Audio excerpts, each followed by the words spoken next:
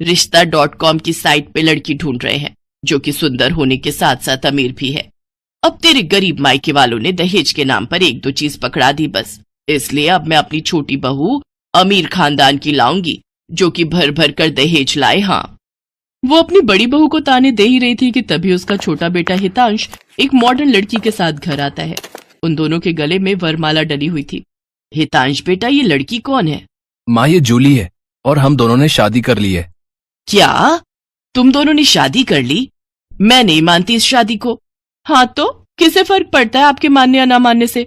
वैसे भी वो कहावत तो आपने सुनी ही होगी कि जब मियाँ बीबी राजी तो क्या करेगा काजी। मैं जानती हूँ, जरूर इस डायन ने ही तुझे भड़काया होगा। मैं इस डायन को हरगिज अपनी बहू नहीं मानूंगी। भले ही आप ना मानो, लेकिन लीगली तौर पर मैं ही तो हूँ आपकी बहू। इसलिए अब जल्दी से जाइए और आरती की थाली लाकर मेरा गृह प्रवेश कीजिए। सास बेमन से अपनी नई बहू का स्वागत करती है। जूली हितांश के साथ अपने कमरे में चली जाती है। हे राम, माँ अपनी इस नई छैल छबीली के तेवर देखे, इसके तो रंग ढंग ही अलग है, बड़ा ही घमंड है इसमें।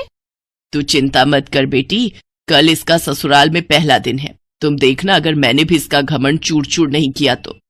अगले दिन सुबह हितांश के पिता यानी जूली के ससुर अपनी पत्नी से कहते हैं, विमला देखो तो, सुबह के 10 बजने को हैं और ये नई बहू अभी तक अपने कमरे में सोई पड़ी है और आज इसका रसोई में पहला दिन है और ये अभी तक अपने कमरे में है। तुम रुको जी, अभी मैं इसकी खबर लेती हूँ। नई बहू, अरे ओ नई बहू। कुछ देर बाद जूली वहां आती है। क्या बात है मम्मी जी, क्यों सुबह सुबह इस घर को मच्छी बाजार बनाकर रखा है? छोटी बहू, ये क्या तरीका है अपनी सास से बात करने का? हितांश, हितांश जरा बाहर आना तो। अब क्या हुआ जूली डार्लिंग? तुम चुपचाप से अपने बाप को समझा लो कि वो मुझसे तमीज में रहकर बात किया करे।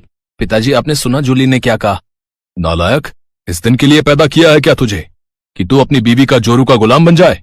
बस आपसे ही सीखा है पिताजी। जूली की सास खाने की लिस्ट नई बहू के हाथ में देती है और कहती है, ये ले, ये तेरी पहली रसोई की लिस्ट है। आज तुझे ये सब खाना हम सबके लिए बनाना है। और हाँ, उसके बाद किचन की साफ सफाई भी कर देना।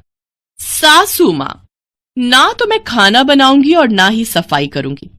बहू आई है घर में, कोई काम वाली बाई नहीं जो उसे आते ही काम बता दिए। भले ही ससुराल में मेरा पहला दिन हो, लेकिन इस पहले दिन से अब आप लोगों की जिंदगी बदलने वाली है।